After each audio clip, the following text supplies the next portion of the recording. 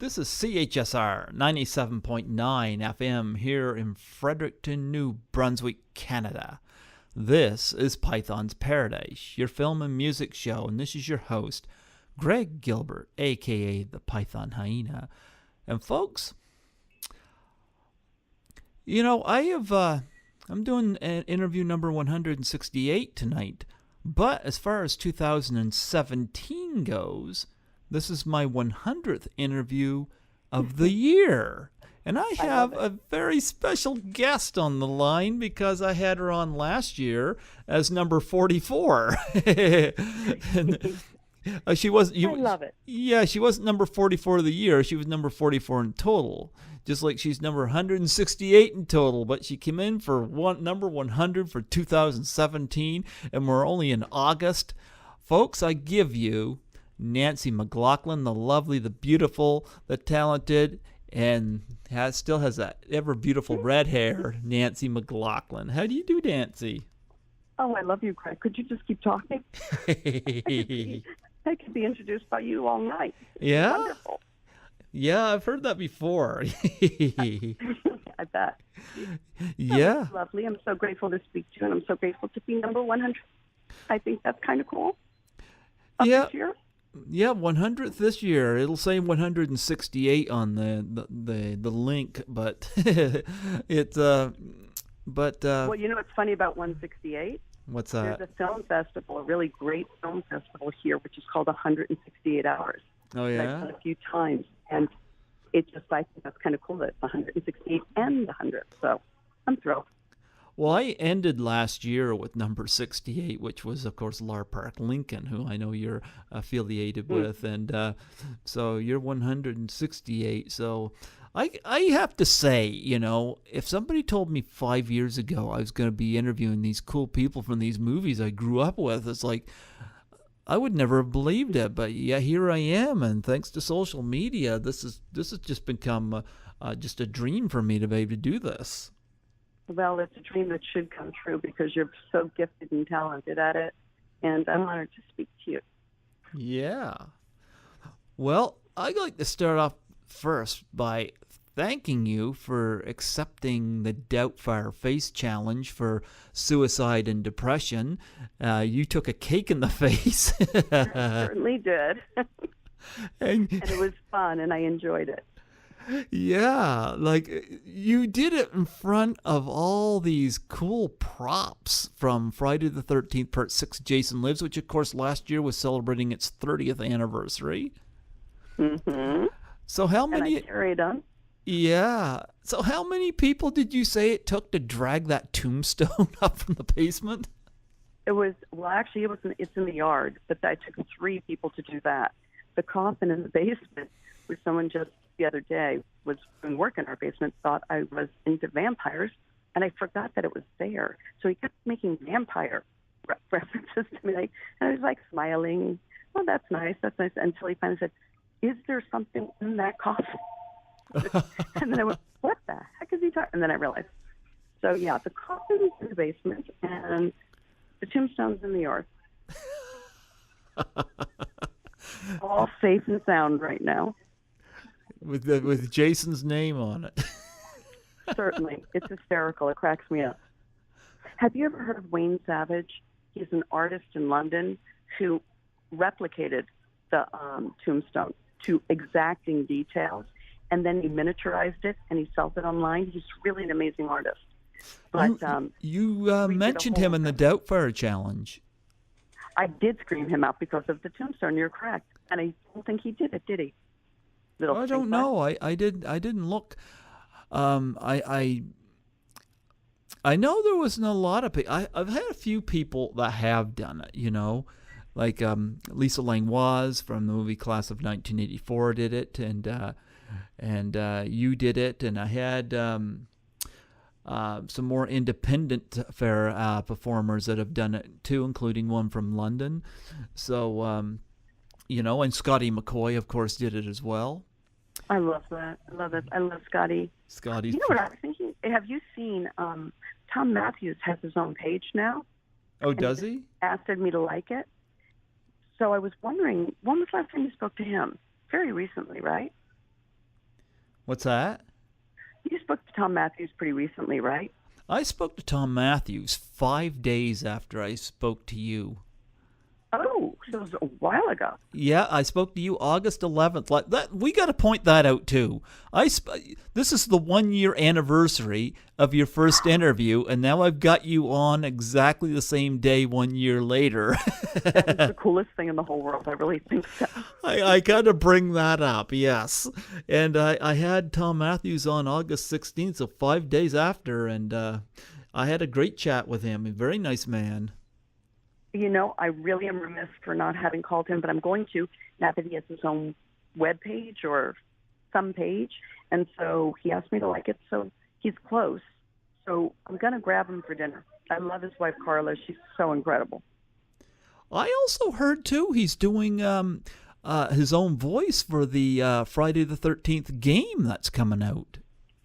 No, I didn't know that. That's wonderful. Yeah, I heard a lot about this game, and I guess Sean S. Cunningham, the creator, the director of the original Friday the 13th, is behind it as well, and Exactly. Tom Savini's involved in it, and Harry Manfredini. But I guess one of the special characters that you can come up with is Tommy Jarvis, and they have a right to the perfect likeness of Tom Matthews, and I guess Tom Matthews is doing the voice. Wow. I think that's incredible. I'm so happy for him. And there's something that Tom McLaughlin's involved with in that game too, something to do with some dialogue or whatever that was written that he was involved with. Which so they got quite a few Jason Lives elements in that game. Well, somehow I'm going to get in it. If everybody else gets to play, I want to play too. I think you should. How do we work that out, Greg? We've got to figure that out. Well, I think they need to put Telekinetic Tina, the Lar Park Lincoln character, in it. That's one that they she's should. Incredible. Yeah, because that was quite a challenge for Jason. So they need to recruit Lar for it. Okay, Lar, but you didn't say me. You've got to make sure you say me first. We got to get you, yes. But you know what? You need to get a better person to drive with, because I'm going to tell you, Tony Goldwyn is a horrible person for you to go driving with. And honestly, being the president and everything, I don't know that he would do his voice. So I'd have to find a new driver. Definitely. Actually, I was the driver. A new boyfriend. Yeah, new boyfriend. That's right. You were driving. You know, you should have sped back to town in reverse. But he had to be macho and get out with that gun. Exactly. He was so funny. He's so cool. Yeah. He's doing Scandal and everything. I'm so happy for him.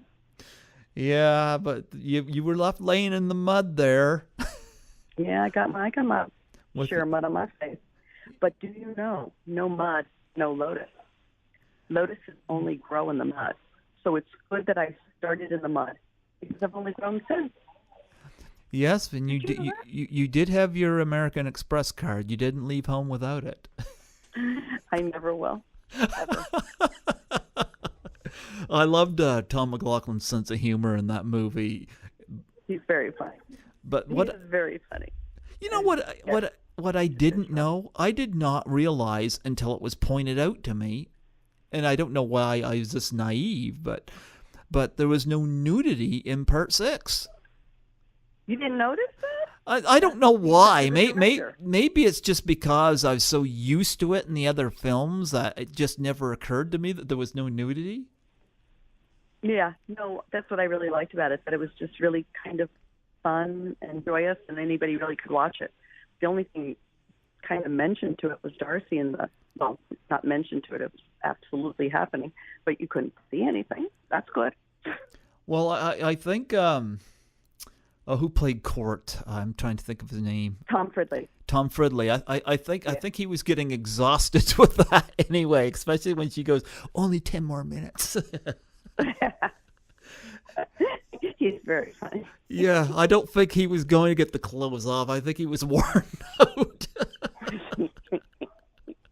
I got to watch the movie or something.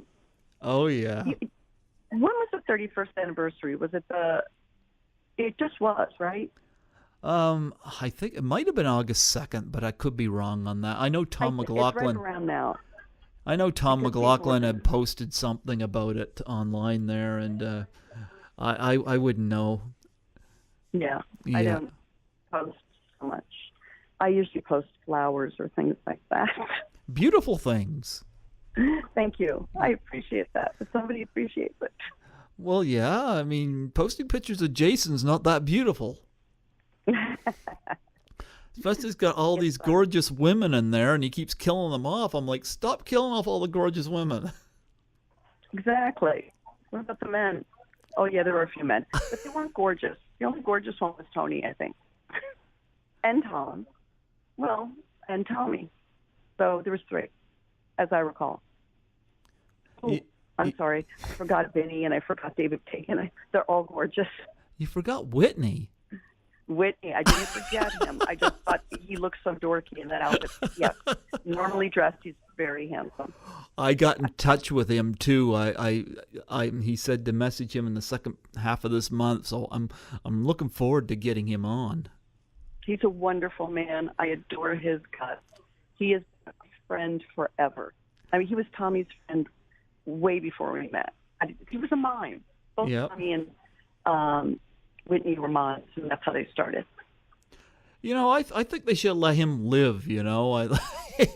Exactly. He was so sweet. And he should be in the game, too. I think he should be in the game. I think so. His was one of the funniest things. I think I should recraft this game. Yeah, I think you should. When does it come out? I don't know. You know how I would have done the game? I would have done 10 levels to it, and it was the first level would be part 1 and make your way up to part 10 when they're in space. And I would have had all the scenery be just like in the movies, but I would try to, I think maybe it's because of legalities why you don't get so many of the characters from the movies. I guess maybe they had to sign a waiver or something like that with Tom Matthews or something like that to use his likeness. But I think a lot of actors would be down with it. Oh yeah, totally. Yeah, because it's fun. It's just joy. It's just playful. Yeah, and they got Kane Hodder doing all the movements for Jason in it, so that's pretty authentic. But TJ, he's not doing anything? I guess not. I know they got Kane Hodder doing this, but they have different types of Jasons that you can be. You can be him from part 2. You can be him from part 3, and part 6, 7, 8, and I think 9. I don't know why you can't be him from part 10, even though that's the worst one, but still. Maybe that's why. Maybe no one wants to be in that one. Oh, gee. I have no idea. Jason X, to me, was like, I call it the room of Friday the 13th. I agree. I fully agree. Yeah, it was just bad. I mean, I am going to try to get some interviews from it just because it's got its anniversary up, you know, but still. I saw it only the one time and I just hung my head. Like the moment Jason appears in space after he's been reformed, people in the audience laughed. And it's like, you're not supposed to laugh at him. You're supposed to be fearful. Exactly. You're going to be very fearful. Yeah. So because you're going to die. Exactly. So I don't know, but I do have some nice memories of the 6th one though. So that's all that matters to me, really. I'm only kidding. Of course, all of them matter. Now I'm only working on. What's that? Really fun, but now I'm basically have only been working on comedies, which is really great. I'm so excited. There you go. It's nice to be funny. There you go. But yeah, getting back the Doubtfire challenge, I appreciate you doing it. And you did just a wonderful production of that. You had the tombstone, the casket. You had Peter Brackey's book out there and the poster for it. I've had Peter Brackey on here too. I love Peter. I haven't seen him in a long time. I would try to do it again personally. You know me. If I could get some people to do it. And maybe I can. Maybe you could beg them. When you speak to Whitney, ask Whitney to do it. Sure. And say Nancy will organize it. And what about Vinny? I haven't talked to him yet. Okay. Because he said he'd do it last year. Yeah, So maybe he will this year. Didn't you say he and his wife on back of the motorcycle who didn't make it? Cindy Kane, yeah. I love my Cindy. They're just a wonderful couple. And maybe I can talk them into it. If I could, that'd be wonderful. Yeah, because I'm still pushing that. Because I know Lar Park Lincoln had said, like, I've had somebody say to me, nobody's going to do it, give up on it. But I'm like, Lar Park Lincoln said that she would nominate Kane Hodder. But I mean, you did a nice little production there, and the person that was filming it, I loved it at the beginning. Goes, yeah, it was filming, and you weren't even turned around. I love that rough cut. I was admiring everything. My girlfriend and I were trying to do it. It was so funny. It was ridiculous because she couldn't use the camera, and I didn't. What was her reaction when she learned that this is what you were going to do? Really supportive, and she was so helpful. She's a wonderful woman. Her name is Mimi Malave, one of my dearest friends. There you go. Well, you put a great production there on that, and I love the background there with the lights and whatnot. You got a nice decorative house. That's just beautiful. Yeah. You do that all yourself? Yeah. Yeah. Okay, so if I get it together, if you speak to him on the phone, I definitely will redo it. And would you want the same production, or would you want something different? Oh, you can do the same production if you'd like. That was great. Okay. Yeah. Have I done the best production of it? Oh, you did a wonderful production. I tell you, you put a lot of thought into that. What'd you say? You put a lot of thought into that.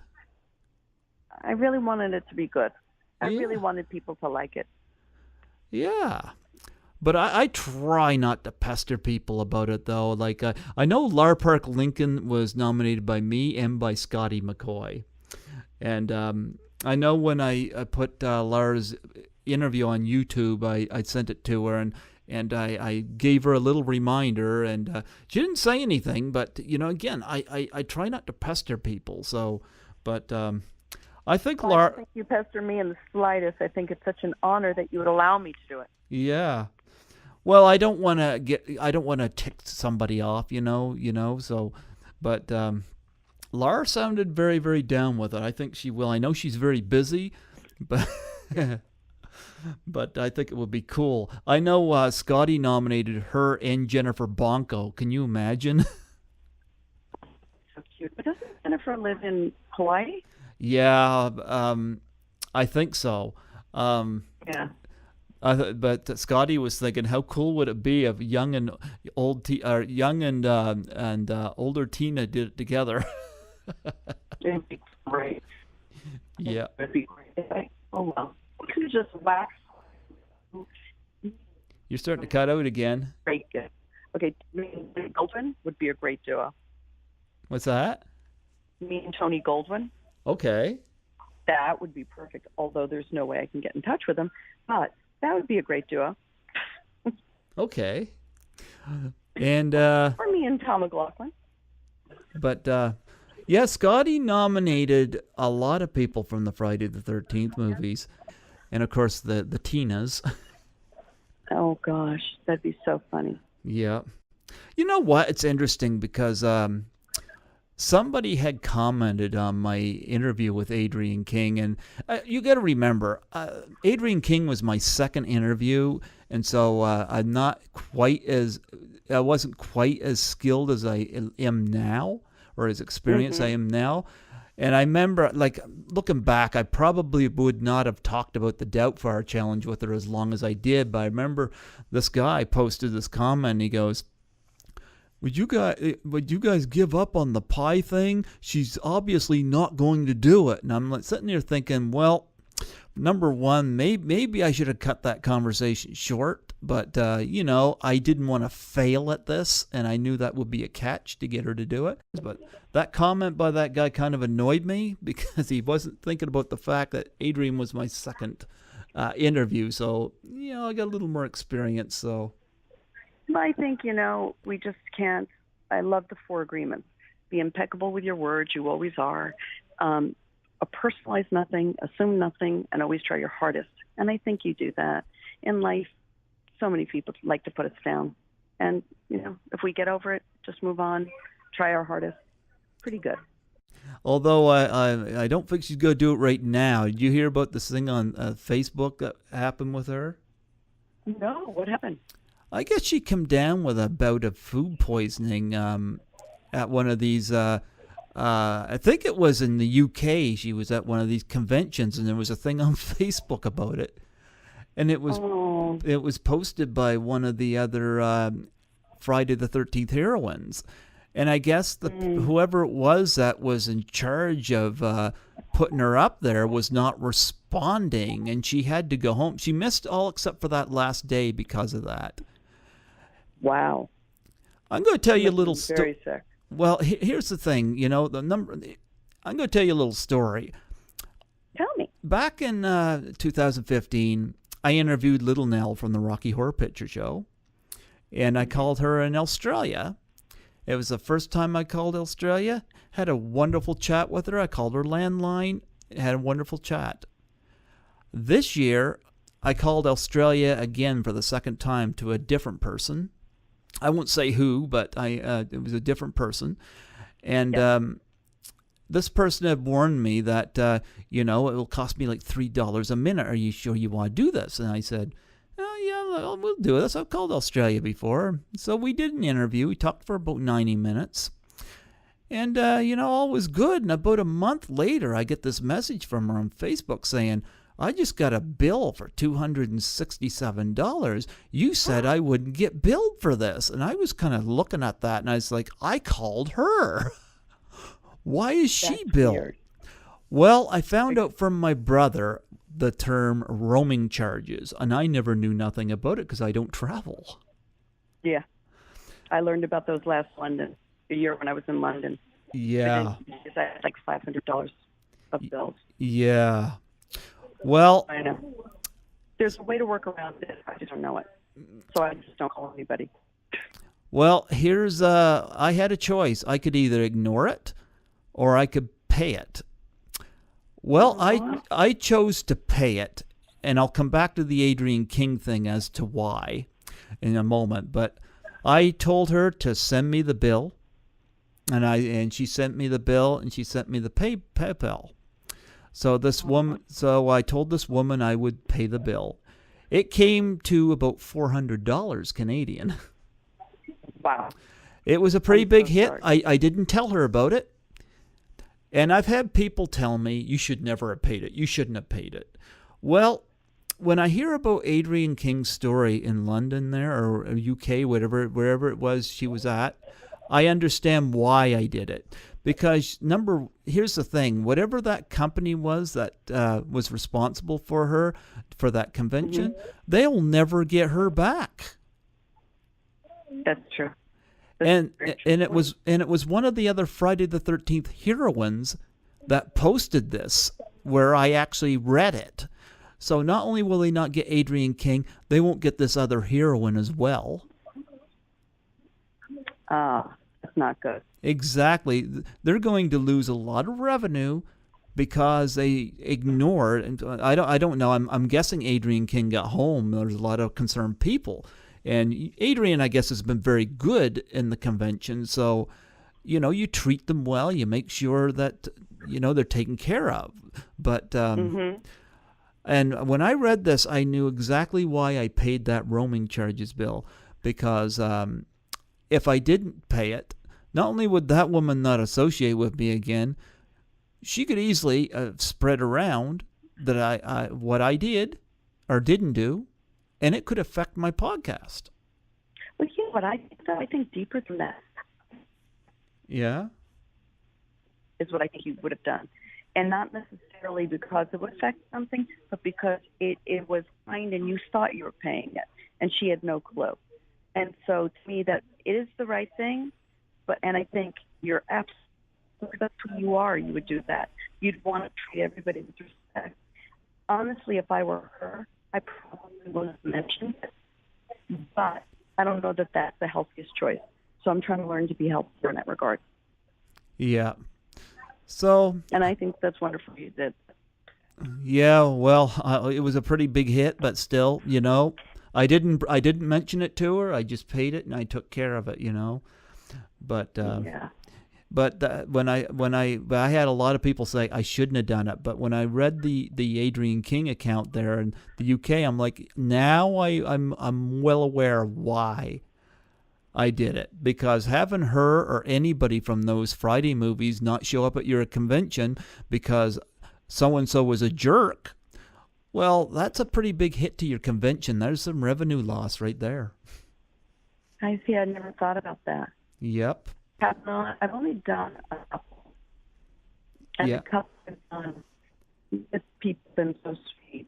It's not necessarily the situation was incredible. They're taking my accent to excuse. Yeah. You're starting to cut out again. Oh, it could be my phone because it's out of battery. I might have to run to the car and plug it in. Is that possible? Yeah, you can do that. Well, I might have to do that. Is it still going bad? Or am I in a better spot? You're in a better spot right now, yep. I'll keep doing in the better spot. You're not going to believe where I'm at. I'm at a nail salon, and my nails done. So my nails are wet, and people are running around being so kind to me, letting me talk. I take it you're still in touch with a lot of the cast, huh? Periodically, not daily, but periodically. Yeah. Well, I've interviewed 4 of you from the movie. I've had Tom McLoughlin on, I've had you, and I've had Tom Matthews. And, of course, just before Christmas, I had Carrie Noonan on. Which must have been your Christmas surprise treat. I know you love her. Yep. Yeah, she seemed open to the Doubtfire challenge as well. And now they just have to do the follow through. Yeah, that's always hard. Like I said, it's great when they accept, but then you wait and you don't want to pester them. Because I don't want to make people mad at me. Okay, so were you pleased that I did it? I am so happy you did it. Oh, good. Yeah, I worked hard on it. You can tell. I love that backdrop. Even like the red lights in the background, like stuff like that was just awesome. That was orange lights, actually. Oh, orange lights. And yellow. Okay. Maybe it's just falling leaves. The color did come off looking red, though. Oh, there you go. Still look nice. Thank you. Yeah. Your house looks cool. Right now, we're filming a web series at my house, part of a web series, actually. Mm-hmm. And so my living room, do you know how they do web series? They set up the shot, and then all the action is in front of the camera. Okay. So part of my living room, it's very festively fall. That's all I'll tell you. I don't know how much I'm allowed to talk about. That's okay. Don't talk about what you can't, but I did ask them, and everybody's filming today, so I don't know. I did read your little short story that you sent me, though. You asked me to read it, and I read that. Writing. Yep. And you're not going to believe this. Yeah. I came up with a super character named Cucumber Girl. Okay. And right, yeah. The bully or thing, she gets rid of the bully, and I don't know. I haven't quite formulated everything about Cucumber Girl. Cucumber Girl. Now that's an interesting name for a character. How did you acquire that name? Well, as ladies do, we put cucumbers on our eyes. Yes, you do. And we do, sometimes, to freshen them up. And I have a unique way of doing it. I grate the cucumber so I can lay it all around my eyes, and I can still watch TV, read, do whatever I want to do, as opposed to putting a flat cucumber in my eye. So the other night, as I was rewriting about Cucumber Girl and her adventures with her sidekick Pickles, Okay. And she has superhero powers too, which is very cool. What's your superhero powers? Her superhero power is that she sees the good in everyone. And with her will and heart, she can pull it out of them. She can get them happy again and see their goodness. And all their good deeds flow out. So that's her superpower. Okay. So the other night, I had one of my cucumber masks on, and I'm writing. And I thought, oh, why don't I sleep with it? That's a good idea. Okay. No, it's not a good idea. Apparently, the cucumber got into my eye, and both eyes I couldn't open in the morning, and bright red, and I had to go to the eye doctor. Oh. I know. And, Not all my ideas are good, is what I'm saying. And you thought you had problems at the side of the road with Tony Goldwyn. Yeah. No, I can do it to myself with cucumbers. That's all I need is a cucumber and a grater, and I'll just get my eyes all messed up. See, you don't And need tomorrow I'm working, so I better get my eyes together. Yeah, you don't need C.J. Graham to help you with that. Absolutely not. So what's Pickles' superpower? Well, Pickles is my sidekick. Now, Okay. Pickles is their children. Remember that, they're children. Okay. Pickles is based on my best girlfriend from, grammar school. I moved from New Jersey when I was 13. So she was my best friend my whole life until I was 13. And she loved me. And she trusted me no matter what. And she'd do whatever I say. Okay. So when I say we're going to do, at 5 years old, we're going to do a ballet, and I get to wear the tutu and you're in your underpants, she'd do it. And at 8 years old, when we were like whatever grade you're in, we used to have talent shows every week. And I knew I didn't want to sing, but I wanted to dance and wear my communion dress. So I got her to wear her communion dress. She went in and she sang, and I was going to do dancing in the background. Well, when I realized the singing really wasn't up to par and she looked ridiculous out there, I couldn't move. So I encouraged her to come back, and she did. But then I encouraged her to sing better so the show could be better so I could go out there and dance. Well, it turned out to be a fiasco. Anyway, so Pickles is just her sidekick that helps her do everything. Okay. She's just a wonderful friend who's willing to do any adventure you're up to and looks up to Cucumber Girl.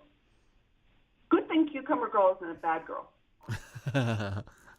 Unlike, Then she'd be, huh? I was going to say, unlike Jennifer Cook in Friday the 13th, Part 6, who managed to get Tom Matthews to do anything, despite the fact that David Kagan was going to be waiting with a gun at the end of the joyride.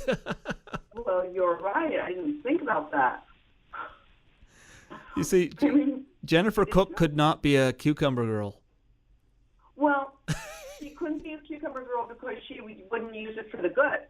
Now, that was the only time I misused Debbie. I didn't misuse her on purpose. We just never worked it out. We should have worked out the dance and song before we did it. Okay. But we didn't. Everything else we worked out, and she was very happy with her costumes. We'd make her costumes cute, but mine were like cool. There you go. All 8 years of me. So I don't know how I'm going to develop this from developing it into a lovely story of goodness. Okay. So I'm excited. And you have a web series. What can you tell me about the web series? I can tell you that I play an Auntie Mame character. Do you know who she is? Yes. Okay. From the movies, like I think Rosalind Russell did it in the 40s, and then Lucille Ball did it in the 70s. Okay. And it's just a very fun, eccentric aunt who wills her property and huge fortune to her son. To her nephew. And so it's the adventures of what he has to do for the inheritance. Okay. That actually sounds funny. He's very socially aware. He's quite the traveler. He's quite the man around the world. And one of the one of the things in the will that he must follow is he has to stay in this very, very small town in this perimeter and live in this house. And it's nothing like the social life he's used to, flying around the world, doing adventures, doing all that. So it's quite good. It's really good. It's going to be brilliant. Why would she not want him to fly around? Like, why not? Because that's all he's done all his life. He's never learned to have community. He's never learned to have relationships with people. He just lives in the fast lane all the time. He doesn't understand the beauty of the community, of living home, she only showed him the fun things, but now he needs to learn the real things. Okay. Because it sounds like she's kind of taking away something he might be enjoying. Actually, she's an aunt, and I think she is intuitive and older. Okay. She's his aunt, and his parents died, and she took over. She wanted him to grow up like a man, and she wanted him to understand the value. A lot of people, I think, they don't understand the value of a small town or the value of your neighbor or the value. If you're moving so quickly sometimes in life, we miss that. Mm-hmm. And she just wanted to make sure he got that before, that he understood that there was more to life than just parties, that people and community matter. Okay. I think it's even deeper than that, but that's what I can say. Okay. No, okay, you're doing the web series, and of course you sent Sean Lee Fong to me back in June, and of course you're connected with him, and of course you and I both are Christian, and how did you come to meet him with this green? Of course, runs the Greenhouse Productions. Greenhouse Arts and Media. It's one of the best, I think, organizations in Hollywood. I really think it's going to change the topography of Hollywood. It's really run on people helping people in the business. It's like, what can I do for you to help you? It's not all about doggy world. But Hollywood is a wonderful system if you are in it. But to get into SAG is very difficult for people, to get into community. So the Greenhouse is just a nonprofit, helps young actors out, helps older actors out. Let's say you just haven't worked in a long time. It's a community. They have a lot of fun. There's a lot of joy, but it's real relationships. It's about real relationships and about helping one another. It's the most, as a Christian, and of course it's not just a Christian organization. It's not at all. It's for everybody. But it's the most Christ-like organization I've seen. Okay. Because it's not about religion, it's about love. Okay. What kind of And Sean is the one who created it. Sean is he is the one who created it. He was a lawyer in Omaha, Nebraska, and he just really felt that there was more, that he was missing something creatively, and he gave up his practice and moved here and started this about 10 years ago, and over 60,000 people have come through and are connected to the Greenhouse at this point. Aside from yourself, would I know anybody that would be connected? Oh, 1 million people. Yeah. I mean, literally. And I will absolutely get you those numbers, too. They're lovely people, every one of them. Any of the other Friday the 13th people in there? None that I know of, actually. Do you know Abby Cobb? I'm trying to think of her credits right now. She's an amazing actress. She's an amazing director. The director who's doing this web series, there's 3 directors. Josh Cobb, Abby Cobb's husband, Victoria Grant, and Victoria Hansen and Grant Hansen. They're a married couple. Okay. And the 3 of them created the series. Josh wrote it all. and the three of them are directing it. You couldn't see a more powerful, wonderful group work so hard. I'm so excited for their success. I am just so excited. And Abby's in it. Her credits are like you would know her in a second. She does everything. And she's really a good director and writer as well. But there's a million people. Yeah, Yeah? I'm working with an actress tomorrow that I don't have her name on me, but I have her credits on me, and she's worked with Frank Sinatra. She's worked with Faye Dunaway. She's worked with Jane Fonda. She's worked with She's worked with everybody. She started towards the end of Marilyn Monroe's career. She worked with Marilyn Monroe. Oh, wow. Yeah, I've interviewed a couple of people who have worked with Marilyn Monroe. I mean, how amazing is that, you know? So I get to do a scene with her tomorrow. I'm really looking forward to it. It's going to be so much fun. Oh, wow. Yeah, Marilyn Monroe was in one of the funniest comedies I ever seen, which, of course, was Some Like It Hot. I was going to say, Some Like It Hot. Yeah, I don't think she's ever been better than when she was in that. I fully agree. Yeah. I mean, it's so sad she passed so early. That's the sad part. Yeah, she passed 10 years before I was born. Yeah. Yeah. She was a young one. One show I worked on, it was called Leaving L.A. It was a great series, and it preceded CSI, all those shows. Okay. It was about the coroner's office, and for whatever reason, they canceled it far too soon. But all the stars, the ensemble cast, which was Chris Maloney, Melina Candice-Carides, Lorraine Toussaint, oh my gosh, I can't even think. There was Hilary Swank, Hilary Swank. Yep. All of us were together in this one, and it was a great series. But they canceled it for political reasons. Anyway, my point is, it was about the coroner's office. So I was a forensic criminalist, and we got to meet with all the real forensic criminalists. So the guy who picked up Marilyn Monroe's body was to keep us clear on what we were doing, to make sure he was our technical advisor on the show. So the stories he had were amazing. Oh, wow. Holy cow. I know. That was such a great series. Yeah. Very sad about that one. Yeah, absolutely. So, Those things occur.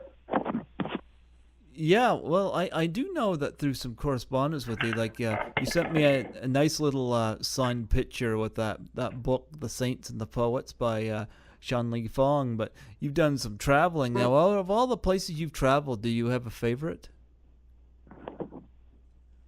Every place I travel, I love. No, but then I couldn't live there. One of my favorites is Halifax, Canada, I would say. Yeah? I spent several months there. Yeah. I would say Halifax, I could see myself living in. Parts of New Zealand, I could see myself living in.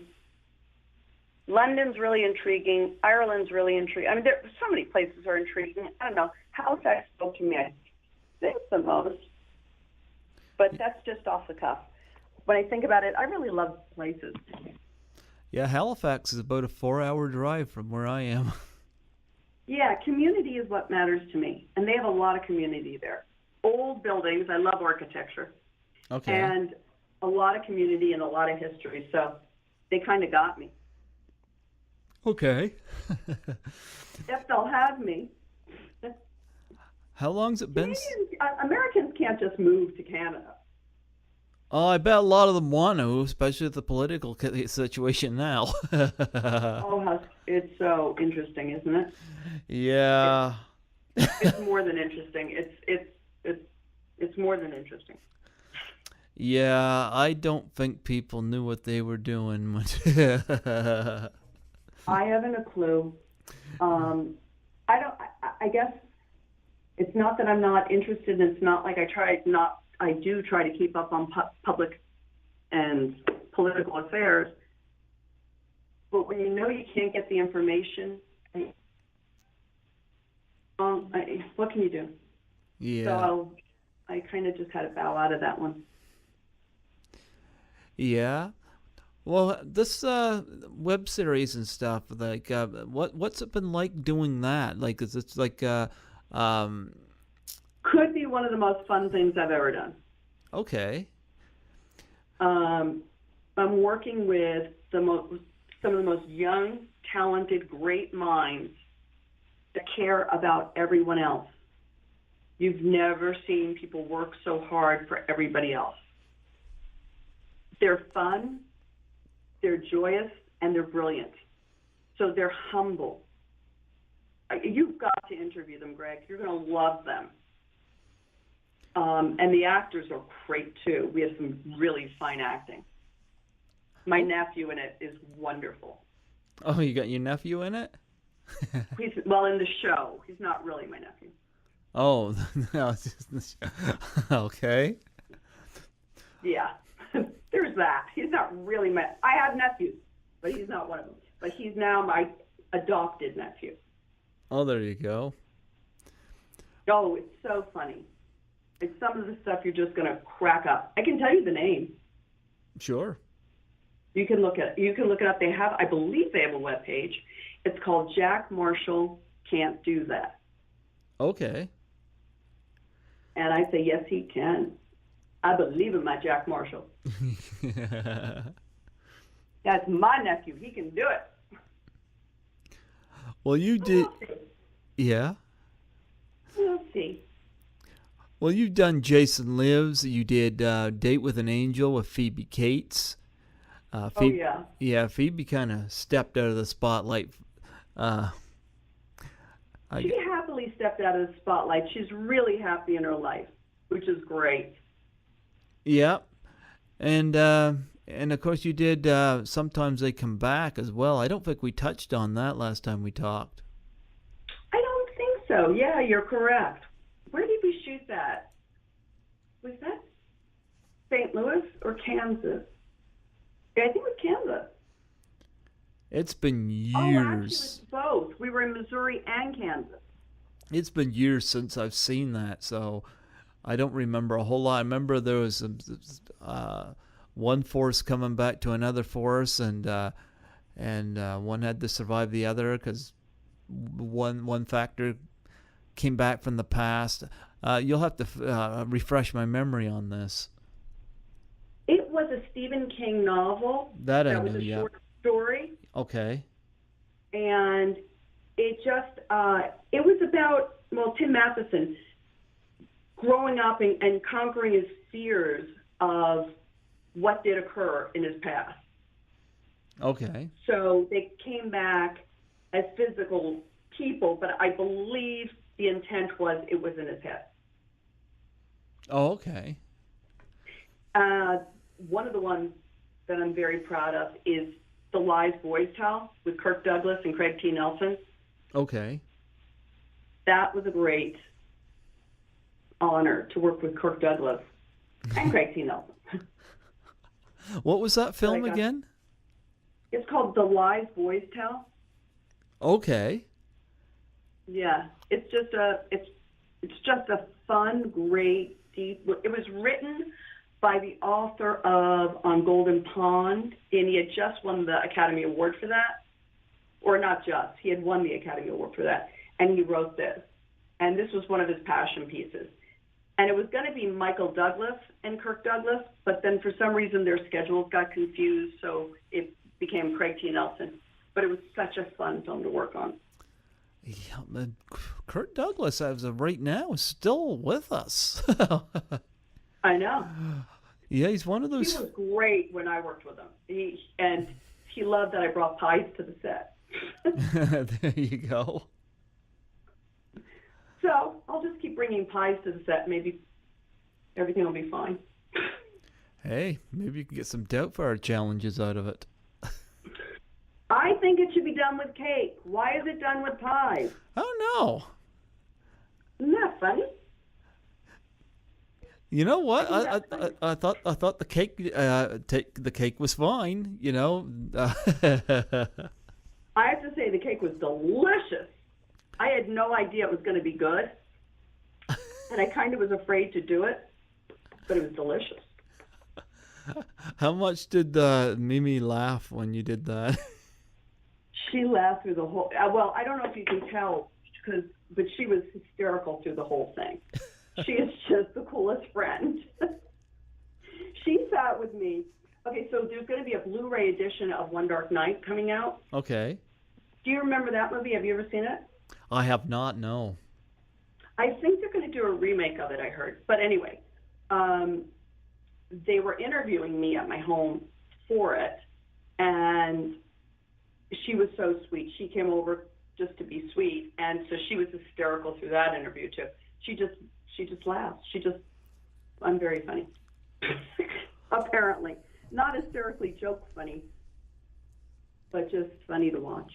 What's One Dark Night? Tell me about that. That is actually one of Meg Tilly's first films. Okay. And it's a paranormal film. It takes place at the Hollywood Forever Cemetery, and it's about, from the grave, this psychologist wanting to come back. And so it's paranormal, and then eventually it's another clean, a very clean, scary movie. It's tremendously scary, but there's no nudity, or I don't even think there's a bad word in it, maybe. But it's really scary. And I consider it a cult classic. It was Tommy's first film, and he wrote it and directed it. Okay. Mm-hmm. Yeah, Tommy seems to be in the music scene quite a bit right now. He happily is. He is so happy doing it. Still got the long hair. Yep. He's got that. He's very young at heart. Very artistic. Yeah. He's got all those qualities. I know he's somebody you threw that challenge out to. I certainly did, and the little stink bug wouldn't do it. He didn't want to play with me. No? Oh, well. No. And that's okay. Those things occur. Yeah. Were any of the others willing to play ball? Well, many said yes, and just no one ever kind of backed out. Who all backed out? Well, I don't want to say on air because that's not right. Oh, I suppose that would be a bad vibe. Yeah. I love him too much. I understand. Things happen. I don't take it personally. Yeah. I think they would have done it at another time. It was just probably a very busy weekend or something. Well, I'll say... They did do it around Halloween, the weekend of Halloween. So that could have had something to do with it. Well, we'll look at it this way. For a short time and for a mishap like that, you certainly pulled something together really effectively. You have no idea how much that warms my heart. That's very kind of you. Yeah. Like, it still was a great-looking video. I know Scotty said he liked it, so... I've never really watched it again because I don't know why, because I don't watch things I do so much. Yeah? I should watch it again just to see. Oh, you sent it to somebody, you stink. I didn't want it. I would challenge anybody, but I guess I am not a good person for viral because it kind of embarrassed me that someone saw it. Well, people are supposed. Is that terrible? If people are supposed to see it, so they could see what the challenge is all about. You're totally right. I had the wrong perspective, Greg. Trust me, it's me. Yeah. But it was funny. Now we just have to reel in Lar Park Lincoln, and we're all set. Get her in my city. I'll do it. Yeah, I'm very, very, very busy right now. Just this next couple of weeks. Yeah. But if you remind me, I will definitely call her in a couple of weeks and try to see when she's going to be here again. Okay. But you've got to remind me because I'm just terrible about that. I'll have to call you in 2 weeks. Okay. I'll be waiting. I do have a And question. if I get a chance to call her before then, and as soon as you talk to Whitney, let me know. Oh, And yeah. let me see if I can get Whitney. I'll get who's ever. I know Darcy will. She just responded to me, and then I didn't get back because I got busy.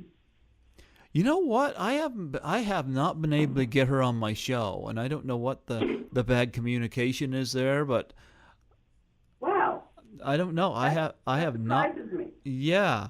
I mean, we haven't spoken. I got her on my friends list, but for whatever reason, I've not been able to get Darcy on my show. I don't know what the story is. Or you'd think. I can't imagine there's a story. I just can only imagine she's very busy. I know one That's all thing. I can I know she does a lot of stuff with animals because I saw some posts about African wildlife. And I love African wildlife. I mean, we could have a conversation just about that. Yeah, exactly. Yeah. For as well. I think she has a book out on photography. Well, there you go. She's really very multi-talented. Yeah, well, she knows how to rock people's worlds. I could see that in the RV. All I can say is you're absolutely correct. In person, she's a bigger rocker of the world. Well, they're moving that RV back and forth. They certainly are. And I'll tell you, for a film that had no nudity, I gotta say that was the most sexually charged scene without it going pornographic, which was actually quite different compared to the fifth one, which had a lot of graphic nudity in it. Well, I have to say I personally agree. I think 6 is the best because of the way it was dealt with so sensitively and not graphic. And I think Tommy has wonderful sensibilities. She's a great director. Yeah, but I'm actually surprised they didn't get Tom to do the seventh one because I think Tom McLoughlin just had the right spirit. I fully agree with you. If you see what, I don't know how many videos, but there's one video that I'm thinking that he put up. It sounds harsh, but he does it with humor. He has a great way of spinning things with humor. Yeah. And making things lighter than they are, you know? Yeah. So, yeah, he was, the reason he didn't do 7 is because he was doing Date with an Angel. Oh, yeah, you get to work with Phoebe Cates. Can't believe him there. Oh, and Emmanuel Bayard, excuse me? Okay. Kevin Kline? Yeah. Oh, no, Kevin Kline wasn't working in it. He was just there all the time because of Phoebe. Forgive me. Yeah. Oh, she married well, I'll say that. She certainly did. What a lovely man. Yeah. Yeah, Kevin won the Oscar for Fish Called Wanda, and I think he was so hysterical in that movie. Oh, he's hysterical in life. They're a lovely couple. Yeah. I guess Phoebe's doing her own little, I guess, antique shop or something like that. Oh, really? Yeah, it's called The Blue Tree. How do you find it? You just go online, you type in The Blue Tree, and that is run and operated by Phoebe Cates. That's incredible. Yeah. And girl. Well, that was where I messaged. I wanted to get her on my show, and I didn't hear from her, but somebody affiliated with her kind of declined me. So I'm like, yeah, okay. She's private. I would say she's a more private girl. Lovely, wonderful, incredible, talented, everything, but I'm more private. Yeah, but I'm not TMZ. I know she doesn't know that, but. And I hate to target TMZ there, but when it comes to media and I think some of these stupid exploitive stories that come out that the media runs with, like I thought, for example, the ice bucket challenge took off so well, and I thought it was so great that made so much awareness for ALS. And then the Doubtfire challenge comes out, and it didn't quite get the same attention. I hear people say, act like it's just another challenge, but it's like, yeah, Exactly. but the thing is, it still affects another great cause. But then the next big thing that happened was that stupid thing called the fappening, which I'm calling bullshit on the fappening. What is it? I don't know what you're talking about. The fappening was when they found those pictures surfacing of Jennifer Lawrence and Kate Upton naked, and then every day it was like, which celebrity is have naked pictures on the cloud from their phone or whatever. Oh, that's terrible. I'm so sorry. Well, here's the thing. I'm starting to wonder whether all that was a hoax. And I hate to say this, but it's like every day it was like there was a new celebrity and a new celebrity, and I was like, is this a joke? Like, seriously, are they all that stupid? And I don't think so. But here's the thing. Somebody said that there was nude pictures of Anna Kendrick, and Anna Kendrick spoke up and said, "No, there's no nude pictures of me." Well, I know the one person you've never seen naked. Well, here's the thing. There was a housewife posted a comment on the internet. I don't know where I saw this, but she was maybe it was a video, and she said she was a little bit put off by this because she made that mistake, and she posted some nude pictures that she sent to her husband when he went away on a business trip. It was just kind of a thing they did, and she ran into the same problem.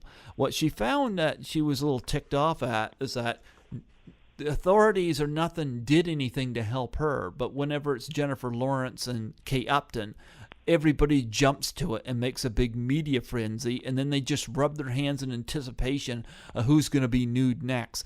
This is where I have a problem. It's like the Doubtfire challenge ended up being something nobody cared about, but yet this garbage people like, I'm sorry, I just didn't care about it. Honestly, I bet the Doubtfire challenge will take off. I think it's just taking longer.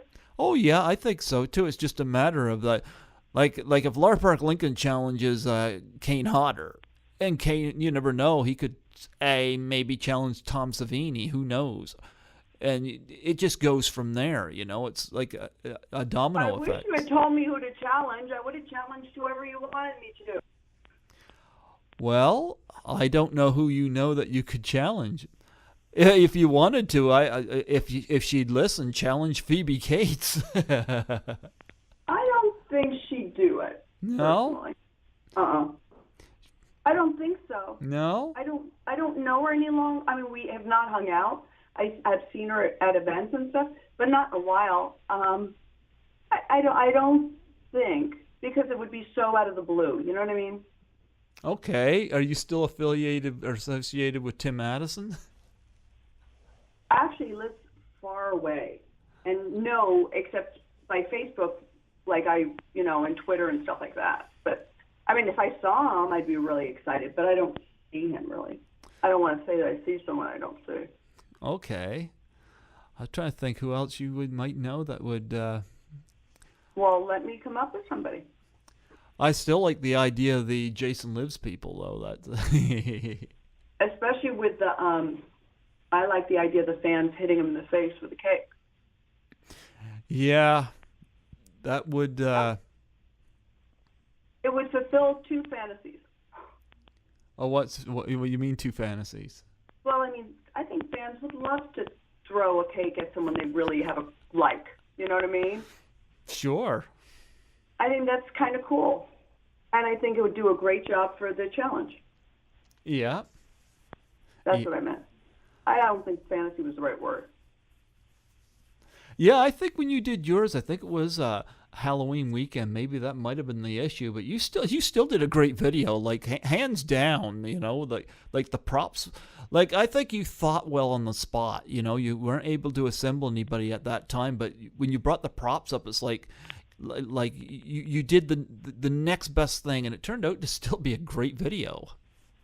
I don't know. Do you know how many people saw it? Well, right now on mine it just says I think it says something like 70, but you got to remember, not a whole lot of people know who I am. It's like my younger brother said, it's going to take a matter of time of people figuring out who I am and me getting more subscribers, because I don't even have 50 subscribers right now on YouTube. So, but I am getting some good guests, and it's just a matter of time, and people start checking them out. I speak of you. Yeah. I do. I just want you to know. And I told the producers and the writer of the web series I'm doing that if they get the honor to be interviewed by you, that it'd be an honor. Oh, there you go. I'm thinking of you. There you go. I sent you Sean. Yep, you sent me Sean. I had a pretty good chat with him. I had to do a little bit of editing down on that video, mind you, but Was he too graphic? Oh, it's not that. It's I'm teasing you. He's not graphic. That's kind of a joke. He's very appropriate. I was kind of angry at another so-called, what I like to call so-called religious publication out there that kind of shunned me on the Doubtfire challenge, and they're kind of one of these religion for profit groups, I come to find out. And when I addressed that to Sean, he kind of didn't want to diss these people, but it's kind of like, and I started kind of getting a little anxious about that, but nonetheless, I did some editing, and I wanted to make the interview a little less tense, although I wasn't so much tense at him as just I despised that group so much. But that's okay, because I had an author come on that was more than willing to talk about these people. Yeah. Oh, yeah. I admire I admire him that he is mindful with his word, but I'm sure he very much cares. He cares. Yeah. He definitely cares. So I'm sure he wouldn't want you upset at them. I'm sure. I don't know anything. I gotta be quiet. I don't know what I'm talking about. Yeah, that group's not even worth mentioning, so. And I do know he had a very good interview. He felt he had a very good interview with you, so. Oh, there we go. Yeah, but I did a pretty good edit job on it, so it sounds a lot more pleasant, and it sounds to me like is he the guy? I don't know. Is he a preacher as well, or just? Oh no. Oh, okay. No, he's a director. Okay. He's a good actor. He's a writer. He's a producer. But not a preacher. Oh, okay. Because I know you said you went to an interesting church there in Los Angeles. Oh, I go to some great churches here. Anybody comes to California, come to me. I know where to go to church. They're just really, I have such good community with people. Mm-hmm. And it's difficult. You would think, hey, when you go to a new city, it's hard to find a good community. But Reality LA, the church I went to London with, amazing church. Christian, Church for the Nations, forgive me. Jim Kermath, brilliant pastor, kind, gracious, just incredible. Christian Assembly, Mark Pickerel, Tom Hughes, forgive me. Excellent pastors. I mean, I wish everybody had as good a teaching, caring, loving pastors as I have. And why do I go to 3 churches right now? You may ask. Because there's such good teaching. And I don't know why. I don't always go to 3 churches, but I love these 3 pastors. So you go to 3 churches right now? Mm-hmm. Do you go to them all on Sunday? I have. Oh, wow. On a day that I didn't have a lot of things to do, I would definitely. I haven't been able to in a while, but I have. Oh, wow. Okay, well, I got to know what that day is like. What time do you arrive at the first church? I arrive at the first one, and I arrive at the first one at 8:30. Okay. Then the second one is at 12. And then the third one would be at either 5 or 6, depending on which church I went to first. I usually prefer to go to the 5 o'clock, so then in the evening I can go to dinner or do something. Okay. I know.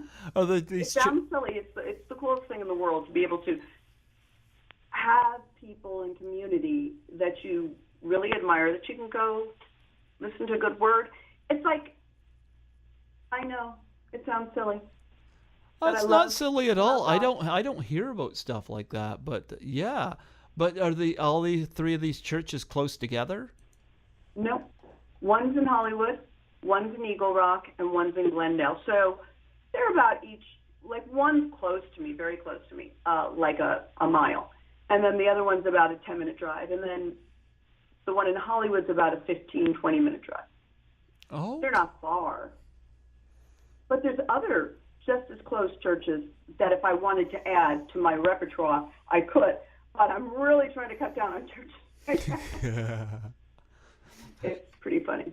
You know, I haven't been to church in years. I still read from my Bible, but I've had a few rough experiences dealing with some of the hypocrisy out there, and I know that's not everybody. Like I find myself being very energized by somebody like yourself because you're very genuine, and I wish I would encounter that more.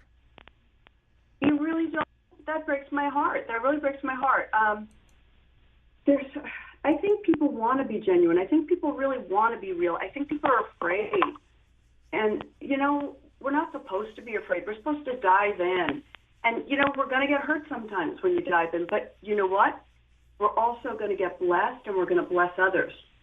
We bless others by diving in, I think. Yeah. And that's what I try to do. I try to just dive in and not worry too much. Well, here's a question I have. Have you ever been scrutinized by anybody in church because you were in Jason Lives?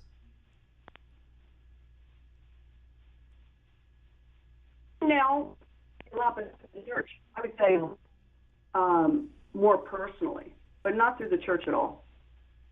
Okay. I actually never through the church. I think my churches have only been so supportive. Every church I've ever gone to.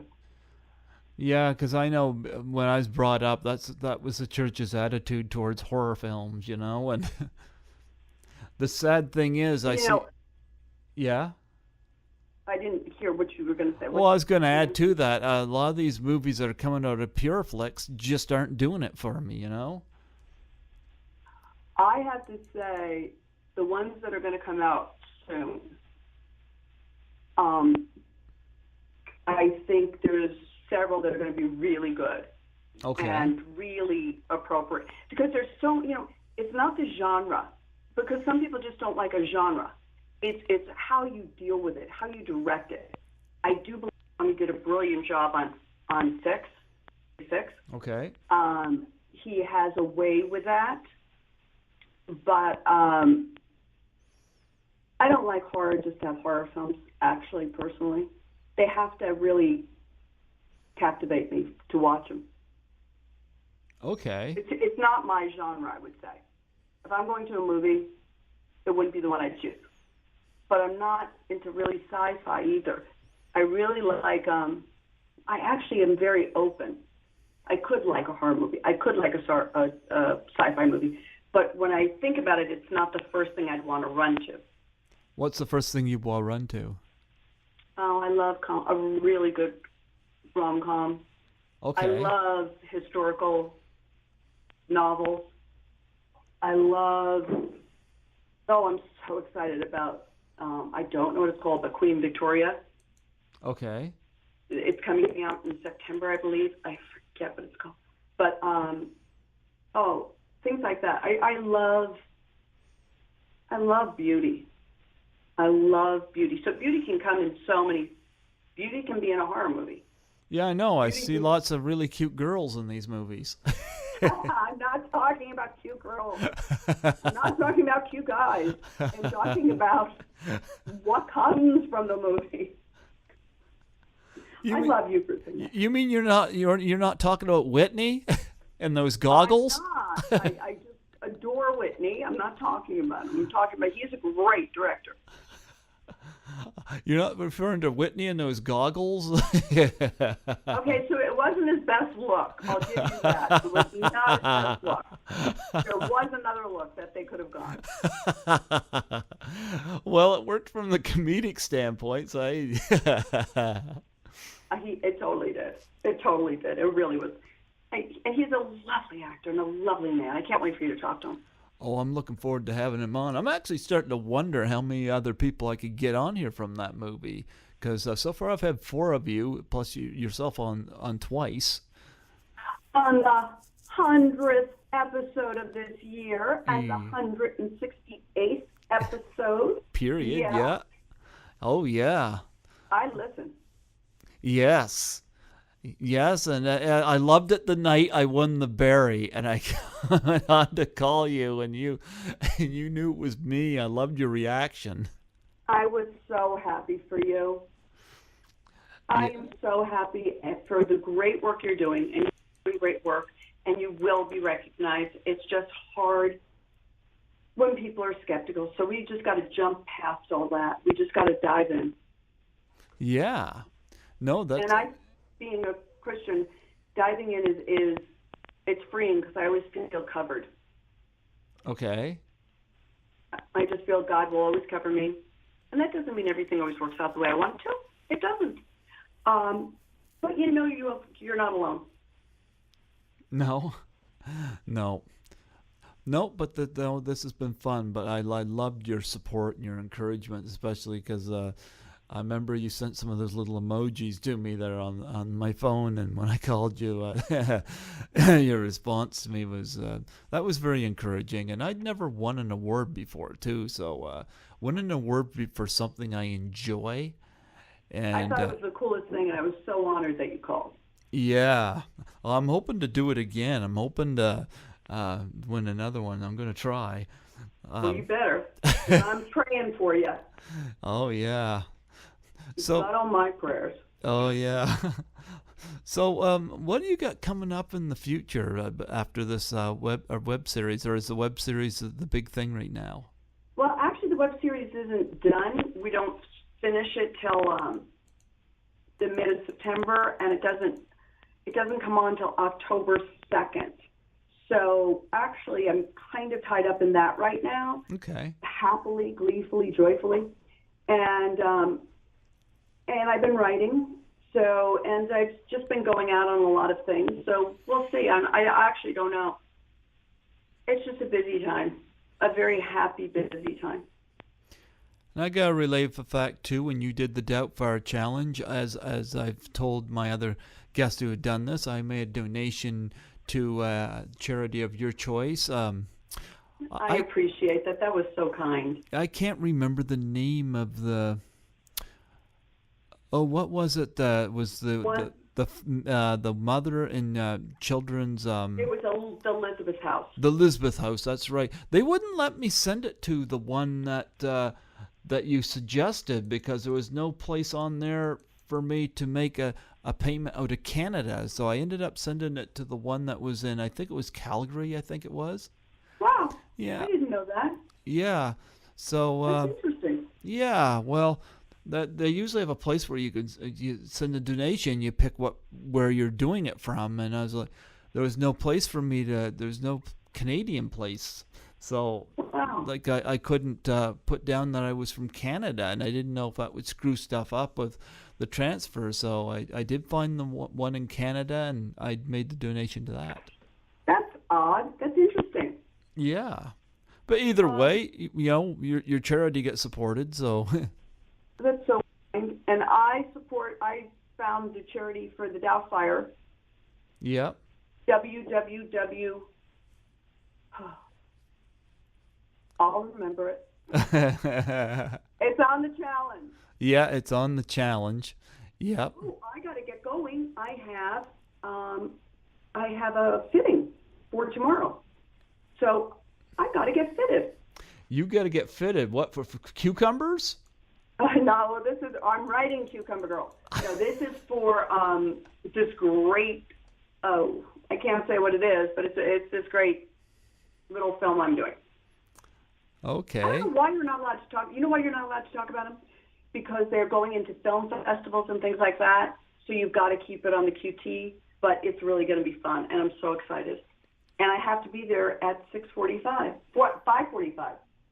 Well, And you know what?